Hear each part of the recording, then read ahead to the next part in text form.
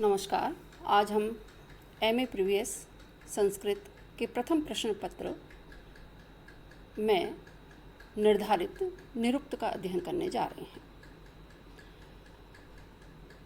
आपके कोर्स में निरुक्त के प्रथम अध्याय की प्रथम बल्ली कोर्स में है। निरुक्त 6 वेदांगों के अंतर्गत अपना स्थान रखता है। 6 वेदांग जिनका कि आपने नाम सुना होगा: शिक्षा, कल्प, व्याकरण, निरुक्त, छंद और ज्योतिष। निरुक्त में वैदिक शब्द जो हैं उनका संग्रह किया गया है। तो प्रारंभ करते हैं। ओम समाम्नाय समाम्नातः, अर्थात जो वैदिक शब्द हैं उनका संग्रह किया जा चुका है। सा व्याख्यातव्या, और अब हमें उनकी व्याख्या करनी चाहिए। महाकवि यास्क जो हैं वो कह रहे हैं कि जो वैदिक शब्द हैं, एक तरह से निरुक्त जो है आपका वैदिक शब्दों का ही संग्रह है या शब्दकोश है। उसमें सबसे पहले जब हम किसी भी वैदिक शब्दों का शब्दकोश तैयार करने जाते हैं तो शब्दकोश में सर्वप्रथम हम वैदिक शब्द जो हैं उनका संकलन करते हैं। वैदिक शब्दों का संकलन निरुक्त में किया गया है। तो यास्क कह रहे हैं कि उन शब्दों का संग्रह किया जा चुका है।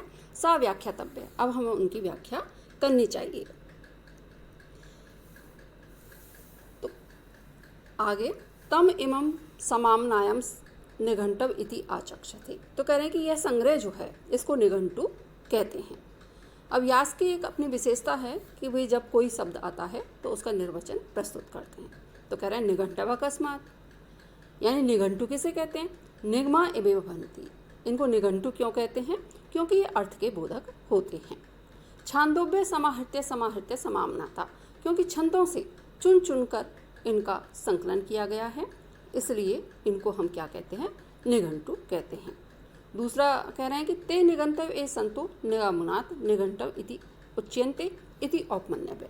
औपमन्यव नामक जो आचार्य हैं उनका कहना क्या है कि वे निगंतव एव संतो, यानी निगंतव एव जो शब्द हैं उनके अर्थ का बोधन कराने के कारण निघंटु कहे जाते हैं, ऐसा औपमन्यव आचार्य का विचार है। तो निघंटु के 3 निर्वचन उन्होंने प्रस्तुत किए कि सर्वप्रथम इनको निघंटु क्यों कहते हैं? क्योंकि अर्थों के बोधक होते हैं। दूसरा, छंदों से चुन चुन करके इनका संग्रह किया गया है, और आचार्य औपमन्यव के अनुसार वे अर्थ के बोधक होते हैं, इस कारण से इन्हें निघंटु कहा जाता है। अपि वा आहन्नाद एव स्यु समाहतवत्ति, एक निर्वचन ये है कि अथवा ये एक निश्चित क्रम में पढ़े जाते हैं, इसलिए भी इनको निघंटु कहा जाता है। अब यास्क इसी विषय में, अब जब शब्दों का संग्रह हो गया तो वो बता रहे हैं कि शब्द जो हैं उनको आप कितने भागों में विभाजित कर सकते हैं। तो कह रहे हैं तद यानी एतानी चत्वारि पद जातानी नाम आख्यात उपसर्ग निपाताश्च तानि इमानि भवन्ति। क्या कह रहे हैं कि ये जो शब्द हैं इनको हम 4 विभागों में विभाजित कर सकते हैं। कौन कौन से? नाम, आख्यात, उपसर्ग और निपात। यानी जो यास्क हैं उनके अनुसार संपूर्ण शब्द कोश को हम 4 प्रकार के शब्दों में विभाजित कर सकते हैं। वे हैं आपके नाम, आख्यात, उपसर्ग और निपात। अब नाम और आख्यात का लक्षण प्रस्तुत करते हुए कह रहे हैं कि तद एतानि नाम आख्यातयोर लक्षणं प्रदिशन्ति, तत्र एतत् नाम आख्यातयोर लक्षणं प्रदिशन्ति। तो इसमें नाम और आख्यात का लक्षण प्रस्तुत कर रहे हैं। भाव प्रधानम आख्यातम सत्य प्रधानानि नामानि।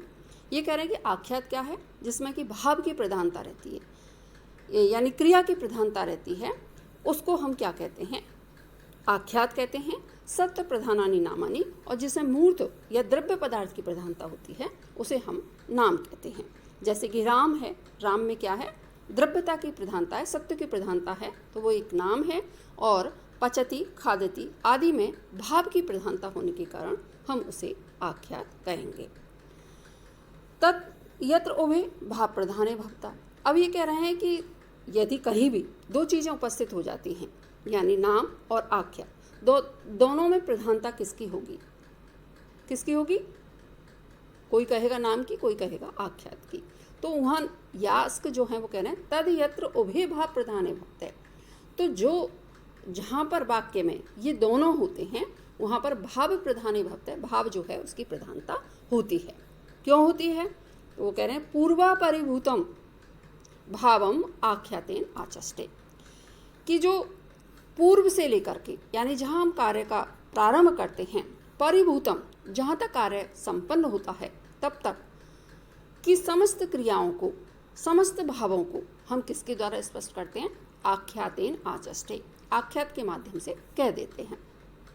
जैसे कि ब्रजति जाता है, तो जाने की क्रिया कहाँ से शुरू होती है? जब से वह व्यक्ति जाने के लिए तत्पर होता है, और जब तक वह पहुँचता है तब तक जितनी भी क्रियाएं होती हैं वे समस्त क्रियाएं का बोध हम ब्रजति या पचतीति यानी खाना पकाने की क्रिया, खाने पकाने में जितने भी अन्य सहायक क्रियाएं हैं उन सब का भी समावेश इसमें हो जाता है। तो उपक्रम प्रवृत्ति अब्बर पर्यंतम, यानी कार्य जहाँ हम प्रारंभ करने जा रहे हैं वहाँ से लेकर के उस कार्य के परिणाम तक हमें क्या होता है? इन ब्रजति और पचति, इन आख्यात के माध्यम से उन भावों का प्रकटन हो जाता है। इस कारण से हम यदि दोनों होते हैं वाक्य में तो किसे प्रधान मानते हैं?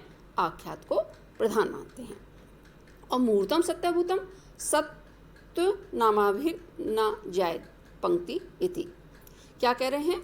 लेकिन जो मूर्त है वह सत्यभूत यानी पदार्थभूत जो हमें पिंडभूत दिखाई दे रहा है उसी का ही क्या कराता है? हमें बोध कराता है। जैसे कि पंक्ति या जैसे राम है, सीता है, गीता है आदि शब्द जो हैं तत्त व्यक्तियों का या मूर्त पिंडभूत जो व्यक्ति हैं उन्हीं का हमें क्या करा रहे हैं? बोध करा रहे हैं। इसलिए यदि वाक्य में दोनों होंगे तो किसकी प्रधानता होगी? भाव की प्रधानता होगी। जैसे कि अब जो वाक्य हैं, नाम जो हैं उनका सामान्य और विशेष कथन कह रहे हैं कि हम सामान्य नाम क्या हैं और विशेष क्या हैं। जैसे कि अद इति सत्वानाम उपदेशो गौ अस्सा पुरुषो हस्ति इति, कि अदहा इति जो अद है यानी यह जो सर्वनाम शब्द है यह सभी के लिए बोला जाता है, पदार्थ जो हैं उनका कथन किया जाता है। गौ अश्वा पुरुषो हस्ति इति भवति इति भावस्य आस्ते सेते ब्रजति तिष्ठति, क्या कह रहे हैं कि गाय है, अश्व है, घोड़ा है, ये उनके क्या है? विशेष नाम है। यानी ये कह रहे हैं कि जो नाम है उसके सामान्य तो क्या है? सामान्य कथन क्या है? जो सर्वनाम पद हैं हम सामान्य रूप से किसी भी नाम पद के लिए उनका प्रयोग कर सकते हैं, लेकिन जो विशेष शब्द हैं जैसे गाय है, गौ शब्द जो है वो गाय का ही बोध कराता है, पुरुष शब्द जो है वो पुरुष का ही बोध कराता है, हस्ती शब्द जो है वो हस्ती का ही बोध कराता है। इस प्रकार से जो सर्वनाम पद हैं वे किसके बोधक हैं? वे सामान्य कथन हैं, सामान्य नाम के बोधक हैं, और जो गौ, पुरुष, हस्ती इति जो हैं ये उनका विशेष उपदेश है या विशेष कथन किया गया है।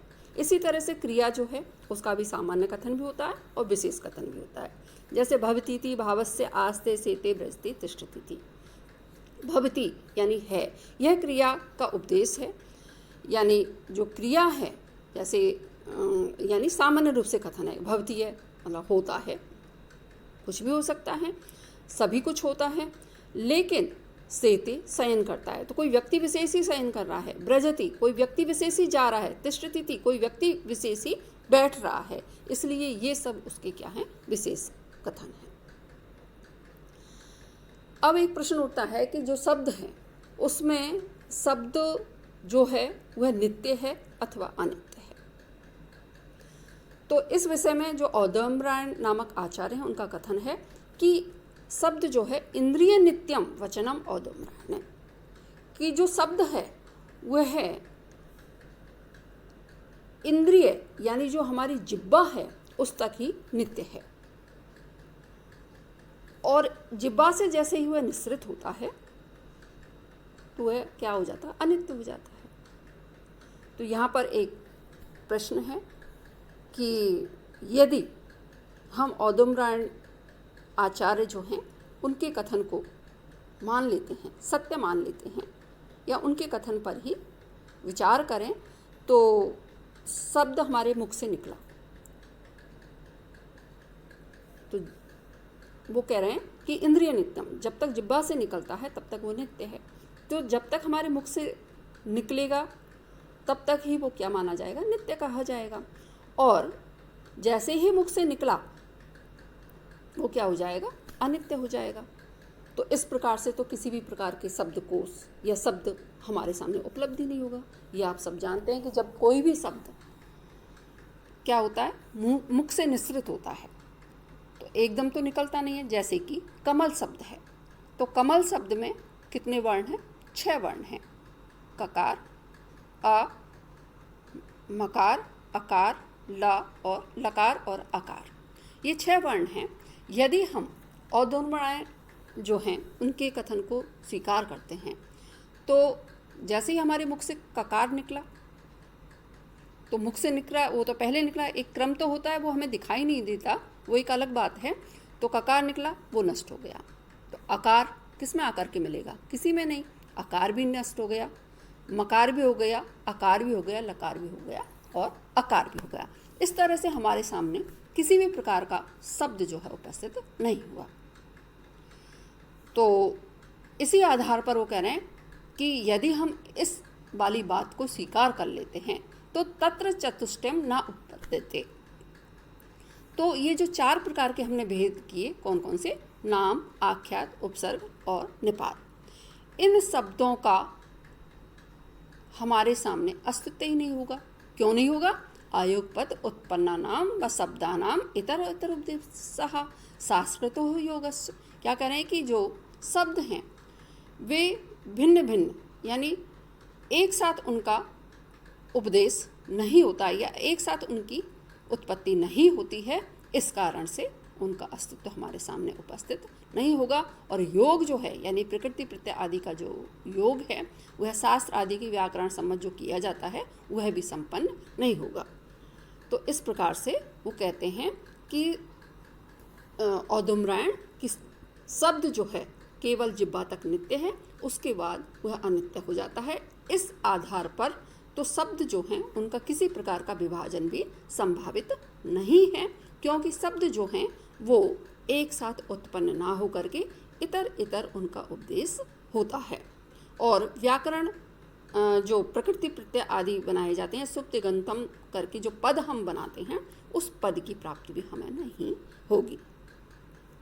तो हम औदुम्बरायण जो हैं उनके विचार को स्वीकार नहीं कर सकते। शेष हम कल पढ़ेंगे।